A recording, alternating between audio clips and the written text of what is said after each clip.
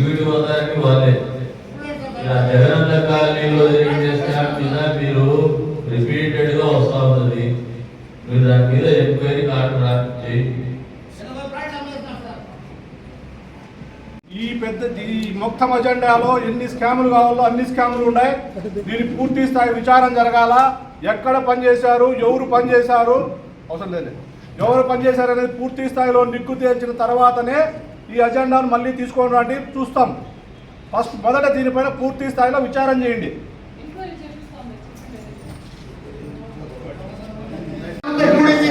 Majority సభ్యులంతా దీన్ని వ్యతిరేకిస్తున్నారు కాబట్టి అజెండా క్యాన్సల్ సార్. అజెండా మొత్తం క్యాన్సల్ సార్. మళ్ళీ మాట్లాడుకుందాము. ఈడ చర్చ ఊరికి ఎందుకంటే చాలా సేపు నుండి సమయం వృధా అయిపోయింది. మాట్లాడిన తర్వాత నెక్స్ట్ మీటింగ్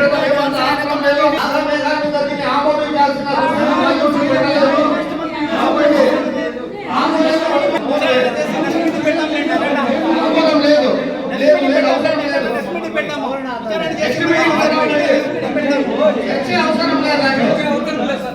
దీంట్లో చర్చ అవసరం లేదు. పెడతాం ఎజెండా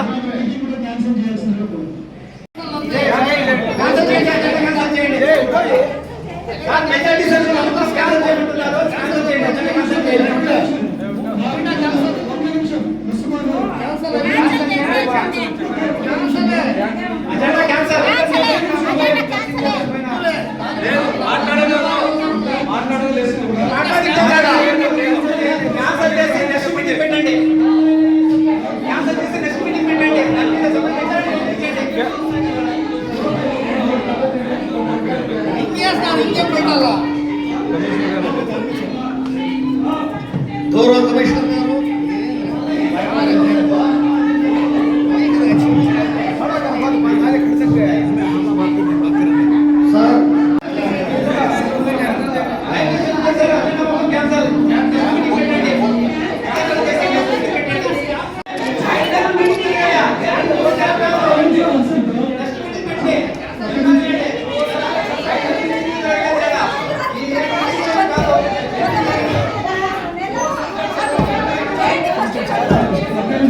కమిషనర్ గారు చర్చించి ఒకవేళ అబ్జెక్షన్ అయితే వాయిదా సార్ మాకేం అభ్యంతరం లేదు సార్.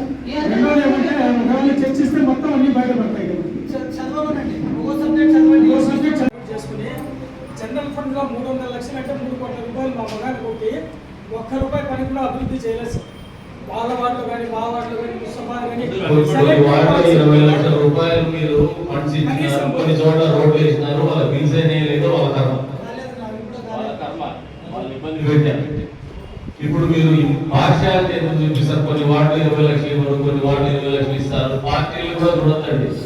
36 వార్డు కూడా కదిరి పట్టణానికి సంబంధించింది, కదిరి ప్రజలకు సంబంధించింది.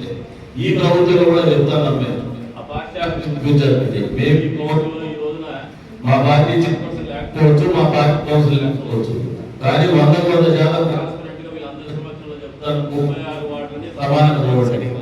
రాజకీయం లేదు, అభివృద్ధి లేదు. ఊరిలో ప్రజలు ఉంటారు, వాళ్ళకు మేము ప్రాతినిధ్యం వహిస్తామే తప్పితే వాళ్ళ మీద కక్ష సాధింపు రాలమే. కాబట్టి 36 వార్డులని సమానంగా చూడండి. 36 వార్డులలో అభివృద్ధి కార్యక్రమం జరపండి, వాళ్ళ బాగోగులు చూడండి. పారిశుద్ధ్యం కానీ, తాగునీరు కానీ, వీధి దీపాలు కానీ 36 వార్డులు కూడా సక్రమంగా అమలైతే చూడండి. అదేవిధంగా రోడ్డు సమస్యలు వస్తే కూడా మీరు పేరు చెప్పాలనో ఇంకోటి చెప్పాలనో మాకు ఎవరి మీద కక్ష లేదు. వాస్తవంగా చెప్తాను, నాకు ఇంకోటి ఎరకపోయి మాట్లాడేది రాదు.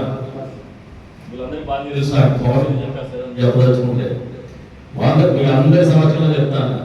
ఎప్పుడు కూడా వేరే వార్డు కౌన్సిలర్లు ఆడ పని చేయొద్దని మేము చెప్పాము. అట్లా చెప్పేసి మీరు అడ్డగోలుగా అడ్వాంటేజ్ తీసుకొని వేరే పనులు చేసి పెట్టే పనులకు పోతండి. అభివృద్ధి కార్యక్రమాలు, ప్రజాతీతమైనటువంటి కార్యక్రమాలు, పారిశుద్ధ్యానికి సంబంధించినటువంటి కార్యక్రమాలు ఎక్కడ కూడా మా ఒత్తిడి ఉండదు. మీరు ఫ్రీ హ్యాండ్ ఇస్తాము, మీరు పని చేయమని చెప్పేసి కోరుతారు. ప్రభుత్వ భూములు లేనటువంటి అనాథరైతులు కావచ్చు, ప్రభుత్వ భూములు ఉంటే వాళ్ళు పర్మిషన్ చేయకూడదు, వాళ్ళని క్యాన్సల్ చేయండి, పబ్లిక్ లో కూడా పెట్టేసేయాలి. ఇది మీరు ప్రభుత్వ భూములు కొట్టేసినారు, లేఅవుట్ వేసినారని చెప్పేసి అనాథరైతులు లేఅవుట్స్ ఎవరైనా ఉంటే రెగ్యులరైజ్ చేసుకోవడానికి కూడా మీరు ఫెసిలిటేట్ చేయండి. మరి ఒక వారం టైం ఇవ్వండి. ఇప్పుడు వరకు కొన్ని రెస్పెక్ట్ పోయినాం, ఆ ఆ పైన లేకపోతే వాళ్ళకి ఆలోచన రాదు. మీరు ఇప్పుడు మొదలు ఇచ్చారు, వాళ్ళు అందులో 10 రోజులు టైం ఇవ్వండి. అందులో కూడా రెగ్యులరైజ్ చేసుకునే వాళ్ళు ఉంటే రెగ్యులరైజ్ చేసేసింది మున్సిపాలిటీ డబ్బు రాని. మీరు నెక్స్ట్ కౌన్సిల్ లో కూడా ఉద్యోగస్తులకి పనులు చేస్తే వాళ్ళ ప్రయాణికి పనులు అవుతారంటే ఇంత టెన్షన్ ఉండదు. పనులు లేకపోవడమే. గత ప్రభుత్వ హయాంలో తెలుగుదేశం ప్రభుత్వాలు 2,000 కోట్ల రూపాయలు మున్సిపాలిటీ వచ్చింది. ఇంతవరకు ఈ రాష్ట్ర చరిత్రలో ఇప్పుడు కూడా ఒక రాష్ట్రానికి 2,000 కోట్ల డబ్బు రావాలి. పోటీ పోయినానికి చాలా ఏమి ఉంది, డబ్బులు మిగిలిపోయినాయి. మళ్ళీ కూడా ఖర్చు పెట్టుకుని రోడ్లు వేసుకున్నాయి. ఈసారి మళ్ళీ అటువంటి పరిస్థితులు వస్తాయి. వచ్చే రోజుల్లో మున్సిపాలిటీకి బ్రహ్మాండంగా డబ్బులు వస్తాయి. నిధులు తీసుకొస్తాం, ఎక్కడ కూడా ఇబ్బంది ఉండదు. మీరు రేటు డేలో వాళ్ళని ఇబ్బందిగా పెట్టారు. వాళ్ళ రెస్పెక్ట్ చేయండి, వాళ్ళ గ్రీవెన్స్ చేస్తూ విదిన్ 24 hours రిజాల్వ్ చేయాలి. ఇక్కడే మా వల్ల రాకెట్ సైన్స్ కాదు. మీరే పంపులు రెడీ చేయండి, మీరే తయారు చేసి ఫిట్ చేయండి, ఉన్న పంపులు ఏదో ఆర్గనైజ్ చేయండి. చేయాలనే ఆలోచన మీకుంటే ఖచ్చితంగా జరిగిపోతాయి. మీకు చేయదలుచుకోవాలి, క్యాజువల్ తీసుకుంటున్నారు. పారిశుద్ధ్యం చేసినటువంటి పారిశుద్ధ్యానికి కార్మికులు ఉన్నటువంటి సంఖ్య పనిచేస్తున్నటువంటి సంఖ్య ఎప్పుడు జరుగుతానే ఉంది. పట్టించుకోకపోతే గమనైపోతారు. దాని మీద కూడా సీరియస్ అవ్వండి. ఉన్న మెంబర్లంతా పనిచేయకపోతే రానటువంటి వాళ్ళని స్పేర్ చేసి పక్కన పడేసేయండి. ఎవరన్నా ఏ పార్టీ వాళ్ళని, మా పార్టీ వాళ్ళని, ఏ పార్టీ వాళ్ళని పక్కన పడేసేయండి. ప్రభుత్వ డబ్బులు పనిచేయాలి. అసలు ఇది అట్మాస్ఫియర్ అనేది మున్సిపాలిటీలో లేదు. ఈ రోడ్డు మీద మున్సిపాలిటీలోనే ఉంది. మున్సిపాలిటీలో ఆలోచన విధానం మారకపోతే మాత్రం హెల్దీ పాలిటిక్స్ ఉండవు, హెల్దీ అట్మాస్ఫియర్ ఉండదు, హెల్దీ పొలిటికల్ సివిలైజేషన్ ఉండదు. ఇక్కడ లేనటువంటి పరిస్థితుల్లోనే మనకి ఇంతసేపు శ్రీరాములో కూడా మీద మాట్లాడవలసినటువంటి పరిస్థితులు వస్తాయి. ఫస్ట్ గ్రూప్ వచ్చేసి మీ దగ్గర చేస్తారు. వాళ్ళ రెస్పెక్ట్ ఇచ్చి రిజాల్వ్ కాదు, సొంతంగా మీరు కూడా ఈ ఊరు బాగుపెట్టాలా, ఈ ఊరు బాగుండాలనే ఆలోచన మీకు కూడా ఉంటే మాకు మంచి చేసినటువంటి వాళ్ళు అవుతారు. మీకు కూడా గౌరవం వస్తుంది. మీరు ఎప్పుడైతే మా వాళ్ళతో కలిసి అంటే మా వాళ్ళంటే పొలిటికల్ కమ్యూనిటీ అది ఇలాంటి పార్టీని మాట్లాడుతున్నారు. మా రాజకీయ నాయకులు ప్రజాప్రతినిధుల్ని కాంగ్రెస్ లో తీసుకుని మనం కూడా పార్టీ రాష్ట్రాలకి అందరూ కలిసి తిలాపాపం తలా పిడిగడనే విధంగా 2 రూపాయలు మా అందరూ కలిసి పోటీ చేద్దామనే ఆలోచన ఉంటే మంచిది. ఆలోచన నుంచి బయటికి రండి. అప్పీల్ చేస్తాను, రిక్వెస్ట్ చేస్తాను, మీరు మార్పు రావాలి. వచ్చే రోజు ఈ మార్పు రాకపోతే మాత్రము మీరు ప్రభుత్వంగా వ్యవహరిస్తే వచ్చే రోజుల్లో రాజకీయ నాయకులు 5 ఏళ్ల తర్వాత వాళ్ళే పక్కకి వెళ్ళిపోతారు. ఏసీబీ కేసు ఈ ఉంటాయి. మీరు అర్థం చేసుకోండి. మీరు ఎక్కడ పట్టుకొని వస్తారు. ఇప్పుడు కమిషనర్ గారు పోయినారు, నేను మర్చిపోయినా పిలిపిస్తాం. ఈ డబ్బులు జవాబు చెప్పిస్తాం. ఖచ్చితంగా పోలీస్ డిపార్ట్మెంట్ అయినా కూడా ఇందాక సోదరులు చెప్తున్నారు, ఎవరు ఇచ్చినారు పోలీస్ డిపార్ట్మెంట్ ఎస్ఐ గారు రాలా రాలే. మీరేం చేయగలుగుతారు? ఎప్పుడు మీరేం చేయగలుగుతారు? ఈ municipality is concern, town is concern, this is the highest level of authority. ఇక్కడ మీరు కాన్స్టేబుల్ వచ్చేయాలి మీటింగ్కి. టౌన్ సీఏ గారు, ఎస్ఐ గారు పిలిపించుకోండి. మీరు ఈ షుడ్ అటెండ్ ద మీటింగ్. వాళ్ళని కూర్చోబెడితే వాళ్ళు ఏం చేయగలుగుతారు? వాళ్ళ శక్తి అంతా వాళ్ళు పని చేసుకోగలుగుతారు. ఇది బేసిక్స్. మీరు అది కూడా బాగా వాడాలి. వాళ్ళు కూర్చోబెట్టి ఏం చేయగలుగుతారంటే మీ ఊరికి ఏం చెప్తారు చెప్పున్నాయి. అది కాదు, పోలీస్ వాళ్ళకి ఇక్కడ ఒక పని చెప్పి అప్పీల్ చేసినాడు. వాళ్ళకు ఒక సమస్య చెప్పినాడు. ఏ సమస్య చెప్పినాడు మీకు అర్థమైందా? ఏ సమస్య ఆయన ప్రస్తావించాడు తెలుసా?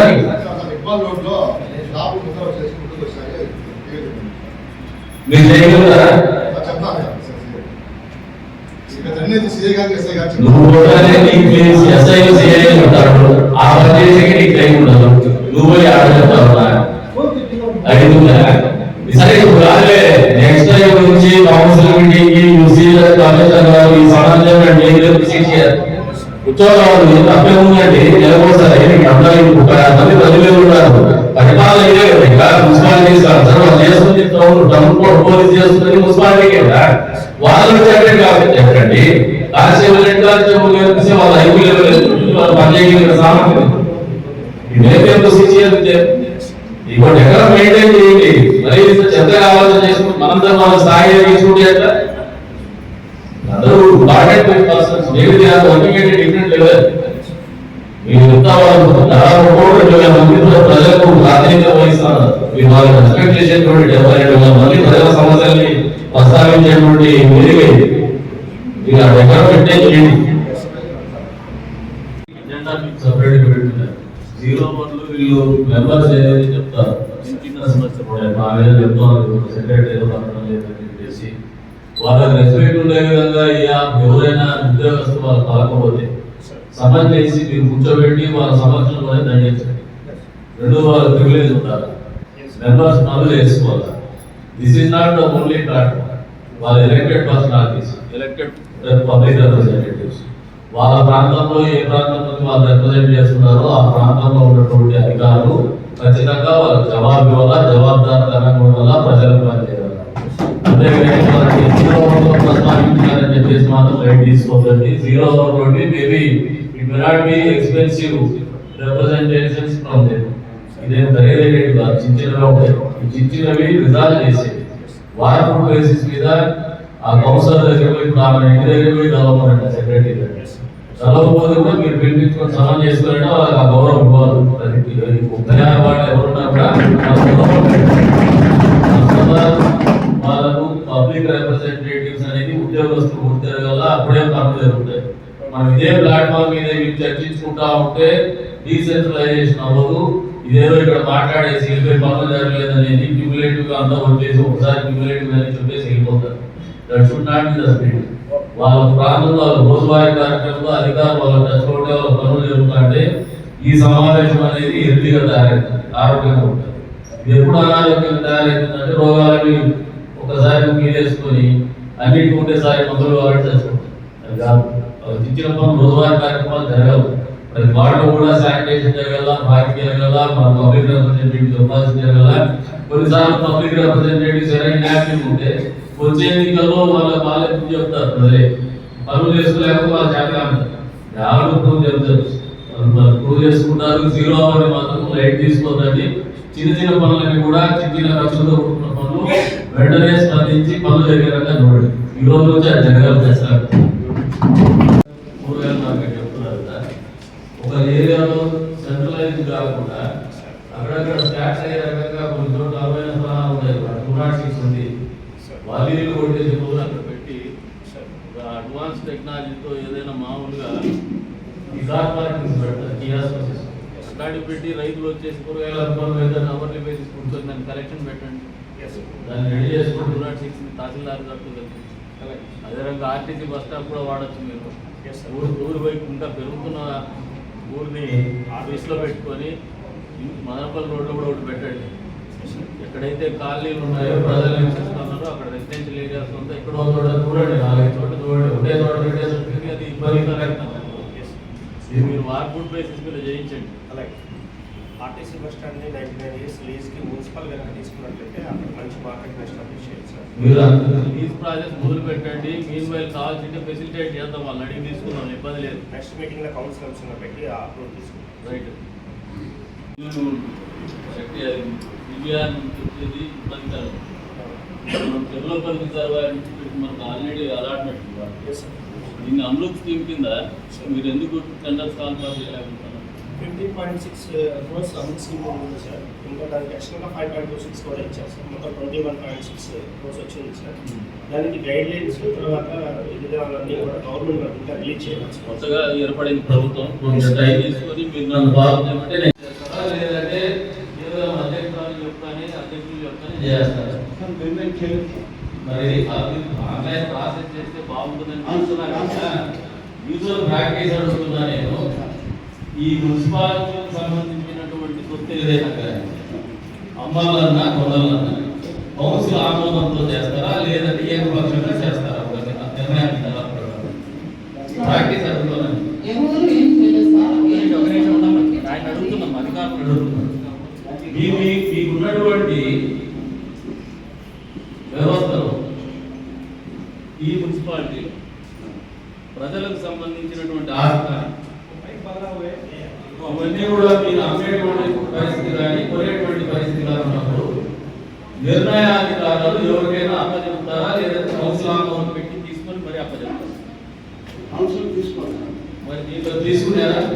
దానికి ప్రాసెస్ కమిషనర్ సంతకం అయిపోయిందా? ఇంకా అది బ్లాక్ చేయలేదు సార్. అది వెయిట్ చేస్తాం. మరి బయటికి ఎందుకు పోయింది ఇప్పుడు? అది మెటల్ బయటికి ఎందుకు పోయింది? సార్ అది ఆ రోజు మెటల్ బయటికి ఎట్లా పోయింది, ఎందుకు పోయింది?